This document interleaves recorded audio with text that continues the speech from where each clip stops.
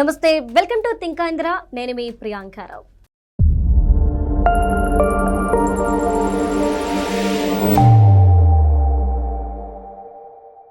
ప్రస్తుతం చూస్తుంటే గనక వార్తాపత్రికల్లో కొన్ని కథనాలు వెలువడుతున్నాయి. గత 5 ఏళ్లలో ఏమేమి స్కాములు జరిగాయి, ఏమేమి దాడులు జరిగాయి, వీటికి సంబంధించి ఒకదాని తర్వాత ఒకటి ప్రతిరోజు ఏదో ఒక కథనం ప్రచురించబడుతుంది.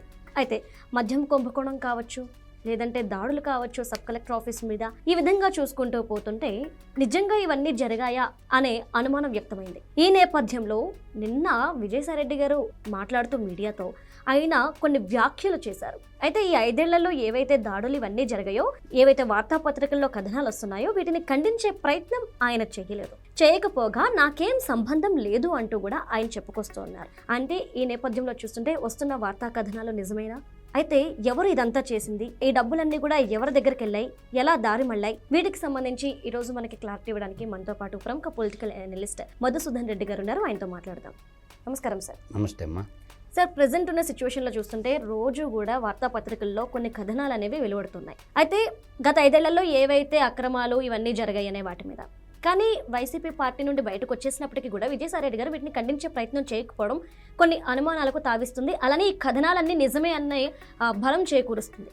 అసలు ఏమంటారు మీరు? అంటే సూత్రధారులు, పాత్రధారులు, మోసగాళ్ళకి మోసగాడు ఎవడు వాడు అనేది తెలియాల.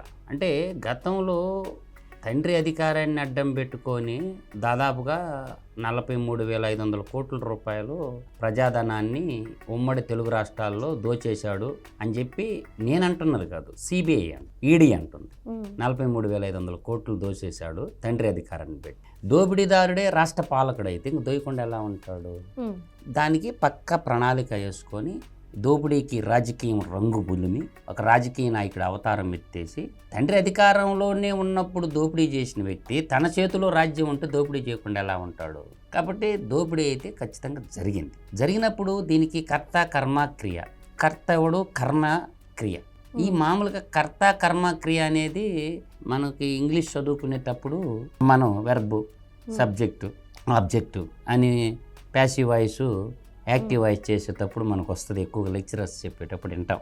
యాక్టివ్ వాయిస్, ప్యాసివ్ వాయిస్లో మనకు వస్తుంది సబ్జెక్ట్ ఏంది, వెర్బ్ ఏంది, ఆబ్జెక్ట్ ఏంటని చెప్పి దాన్ని మారుస్తుంటాం. అయితే ఇక్కడ సబ్జెక్ట్ ఏంటంటే ఇక్కడ రాజకీయాన్ని అడ్డం పెట్టుకొని అసలు ప్రజాధనాన్ని సంక్షేమ రాజ్య పాలన అని చెప్పి రాజ్యంలో ఉన్న సంపదనంతా ఎట్టా లూటీ చేశాడు, ఎక్కడికి తరలించాడు, ఏవే రూపాల్లో దోపిడీ చేశాడు అని అనుకుంటే దీనికి ఒక చట్టబద్ధమైనటువంటి దోపిడీకి పాల్పడ్డారు. చట్టబద్ధమైన దోపిడీ అంటారు దీన్ని, న్యాయబద్ధమైన దోపిడీ అంటారు.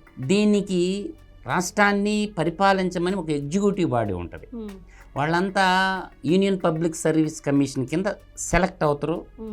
వాళ్ళు ఎవరు? IAS IPS officer. వాళ్ళని వాడుకున్నాడు. మీకు అర్థమవుతుందా? ఐఏఎస్ ఐపీఎస్ ఆఫీసర్ని చట్టబద్ధ దోపిడీకి వాడుకున్నాడు. అది ఎలా సార్ అంటే, ఒక్కొక్క శాఖ మనం కానీ కంపేర్ చేసుకుంటూ పోతే ప్రధానమైనటువంటి మేజర్ శాఖలు 5 ఉంటాయి. దోపిడీకి బలమైనటువంటి రహదారులు ఏర్పరిచినటువంటి ఒక 5 శాఖలు ఉంటాయి.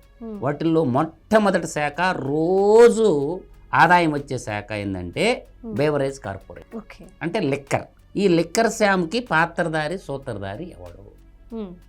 దీనికి ఏం చేశారంటే కసిరెడ్డి రాజశేఖర్ రెడ్డి అనే ఒక వ్యక్తిని ఐటీ సలహాదారుడుగా పెట్టుకొని ఐటీని డెవలప్ ఎలా చేయాలని ఆలోచించకుండా ఈ లిక్కర్ డిస్టిలరీ ఉత్పత్తి చేసే కంపెనీల కాడ, ఆ లిక్కరు షాపుల కాడించి డబ్బులు ఎలా రోజువారీ వసూలు చేయాలా, ఆ వసూలు చేసిన డబ్బుని కొరియర్లని ఎలా మెయింటైన్ చేయాలా, వాటి సేల్స్ ఎలా చూడాలి, రోజువారీ వసూలు, రోజు 2 కోట్లు చొప్పున నెలకు 60 కోట్లు, అట్లా 60 నెలలు 3,113 కోట్లు ఓన్లీ కమిషన్. అది కాకుండా ఇంకా పెద్ద స్కామ్ ఉంది. అందువల్ల అతన్ని పెట్టుకున్నాడు. ఈ కొరియర్స్ని ఆపకుండా రాష్ట్ర డీజీపీగా ఉన్నటువంటి వ్యక్తి కూడా కసిరెడ్డి రాజేంద్రనాథ్ రెడ్డి. రాష్ట్ర డీజీపీ ఎవరు?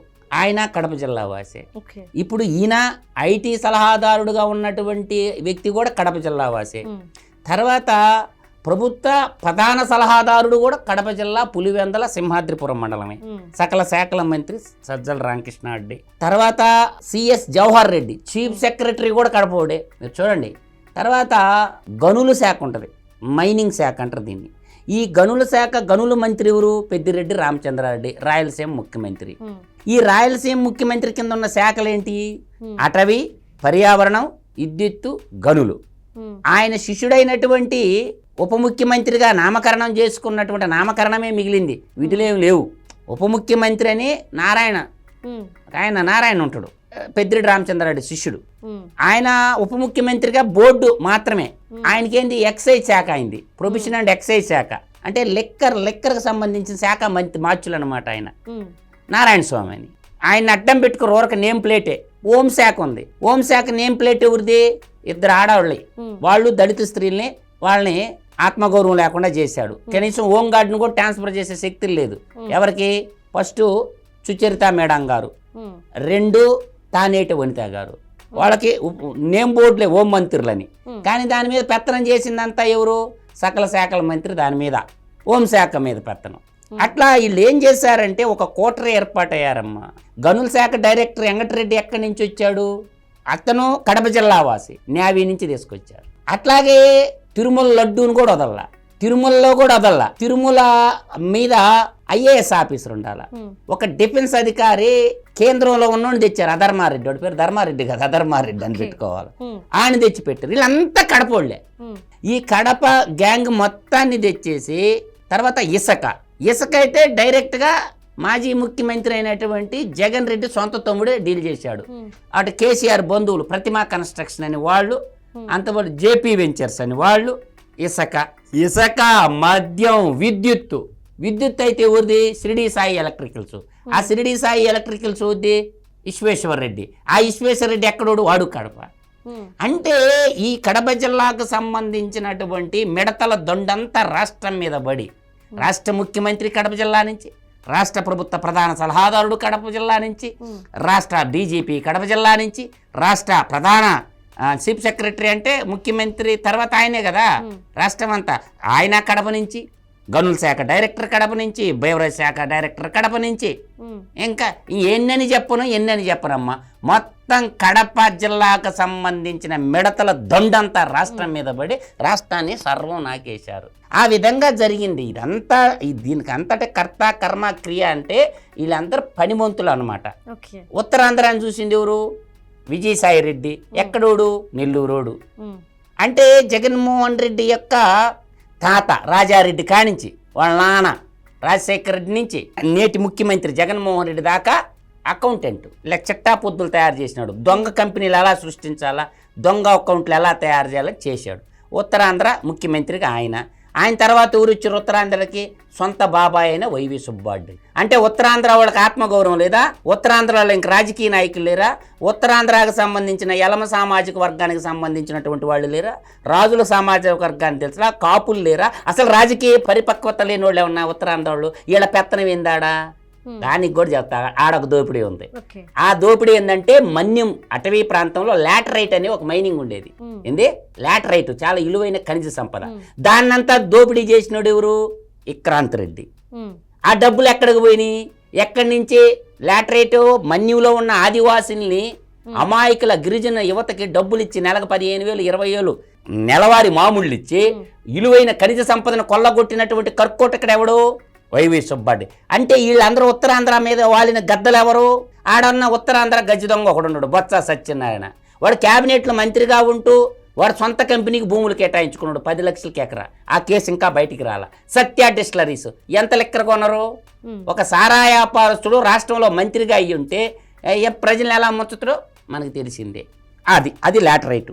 ఇంకా కాకినాడ పోర్టు విషయానికి వచ్చేసరికి, కాకినాడ పోర్టు అనేది చాలా పెద్ద డెకాయిట్ అనమాట.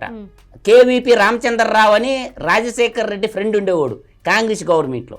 ఆ కేవీపీ రామచంద్రరావు రాజశేఖర్ రెడ్డి మంచి దోస్తి మేరా దోస్త్ అనమాట. వాళ్ళ ద్వారా ఈ కేవీ రావు, గుంటూరు జిల్లాకు సంబంధించిన కేవీ రావు ఏం పత్తిత్తు కాదు. ఈడు ఖాళీపోన్లో పోయినప్పుడు YV Subba Reddy, KVP Ramachandra Rao, YS Rajasekhar Reddy వీళ్ళందరూ ఒక కోటరీ అనమాట. అప్పుడు కొట్టేశారు ఏది? Kakinada port, Kakinada SEZ. అది ఏంటంటే కొట్టేసిన సంగతి ఎవరికి తెలుసు? జగన్మోహన్ రెడ్డికి తెలుసు. తను ముఖ్యమంత్రిగా ఉన్నాడు కాబట్టి ఏం చేసిండు? మా నాన్న ఉన్నప్పుడు నువ్వు కొట్టేసింది వెనక్కి ఇచ్చేయరా బాబు అని చెప్పి ఈడు రాపిచ్చేసుకున్నాడు. ఇదంతా కర్త కర్మ క్రియ ఎవరు? అసలుడు బయటికి రాడు, మోసగాళ్ళకి మోసగాడు బయటికి రాడు. వాడు బయటికి రాడు. మోసగాళ్ళకి మోసగాడని కృష్ణ సినిమా ఉంటుంది చూడండి, అర్థం అవుద్ది మీ అందరికీ. మోసగాళ్ళకి మోసగాడని సూట్ కేసులు మార్చుకునేటప్పుడు ఒకడొకడే మారిపోతా ఉంటాయి. కృష్ణ అద్భుతంగా తీశాడు ఆ సినిమాని, చూడండి అనమాట. అంటే నేనంటుండే వ్యాలిడ్ పాయింట్ ఏం బాగా అర్థం చేసుకోండి. ఒకటి కాదు, రెండు కాదు. ఇవాళ సిమెంట్ ఇండస్ట్రీ తీసుకోండి. పేదల ఇళ్ళు అడ్డం పెట్టుకొని ఆ పేదలకి ఇళ్ళకి రాష్ట్రంలో వేసిన రోడ్లకి ఏ సిమెంట్ వాడారో నాకు చెప్పండి. ఎవరు సిమెంట్ సప్లై చేశారు? అది ఒక సిమెంట్ కుంభకోణం ఉందన్నమాట. అంటే ఆ సిమెంట్ ఎక్కడిది? భారతీయ సిమెంట్. ఆ సిమెంట్ కంపెనీ ఎవరిది? జగన్మోహన్. పాలకుడు వాడే, ఉత్పత్తిదారుడు వాడే, గనులు లీజు వాడికే, మళ్ళీ ఆ సిమెంట్ గవర్నమెంట్కే అమ్మి పథకాలు వాడే సృష్టిస్తాడు. వాడి సిమెంట్ వాడే అమ్ముకుంటాడు. What a wonder story. ఇటువంటి ముఖ్యమంత్రిని భారతదేశ చరిత్రలో ఇంకొకటి చెప్పండి నాకు. స్వతంత్రం వచ్చి ఇన్నేళ్లలో 28 రాష్ట్రాలు, 8 కేంద్ర పాలిత ప్రాంతాల్లో ఇటువంటి ముఖ్యమంత్రిని ఒకటి చూపించండి అమ్మా. ముఖ్యమంత్రి వాడిదే, టెండర్ వాడిదే, సిమెంట్ వాడిదే, ఇళ్ళు వాడియే, సిమెంట్ రోడ్లకు సిమెంట్ వాడిదే. ఇంకోటి కూడా చెప్తాను నేను ముచ్చట. పవర్ ప్లాంట్లో బూడిదంతా వాడికే. ఇప్పుడే సిమెంట్లో బూడిది కలుపుతారమ్మా. పవర్ ప్లాంట్లు ఉంటాయి, ఏది పెద్ద పెద్ద జల విద్యుత్ కేంద్రాల కాడ బూడిద వస్తుంది అనమాట. ఈ బొగ్గు మనం వేస్తారు కదా, కోలు వేసినప్పుడు బొగ్గు వస్తుంది. ఆ బూడిదని మిక్స్ చేస్తారు దేంట్లో? సిమెంట్లో. ఆ బూడిదంతా ఎక్కడికి పోయింది? అది కూడా మళ్ళీ ఎవడు వాడు అంటే వాడే వీడు. మోసగాళ్ళకే మోసగాడు. అంటే రాష్ట్ర పాలకుడే, రాష్ట్ర ముఖ్యమంత్రి దోపిడీదారుడైతే ఈ ప్రజలు ఏం చేస్తారమ్మా? మంచిగా పరిపాలించమని చెప్పి 5 ఏళ్లకోసారి ఓటు వేయటమే తెలుసు. కానీ ప్రజలకి ఇంత దోపిడీ చేస్తారని ప్రజలు గ్రహించారు కదా. గ్రహించారు కాబట్టి ఏం చేశారు? లాగే బంగాళాఖాతంలో ముంచారు. అట్టా ఇట్టగా తీరు పెట్టించారు. చూసావా?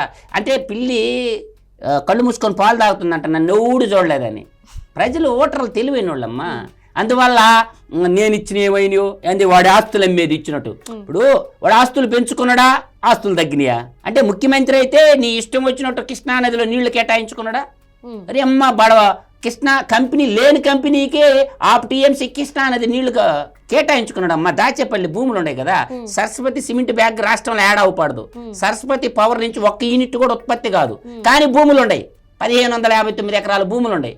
ఆ ఫ్యాక్టరీ లేని భూములకి, ఫ్యాక్టరీలు సిమెంట్ ఫ్యాక్టరీ లేని దానికి గనులు కేటాయింపు జరగద్ది, భూములు కేటాయింపు జరగద్ది, నీళ్లు కేటాయింపు జరగద్ది. వాడు ఇష్టం వచ్చినట్టు రాసుకోవడం కనపడడం వల్ల.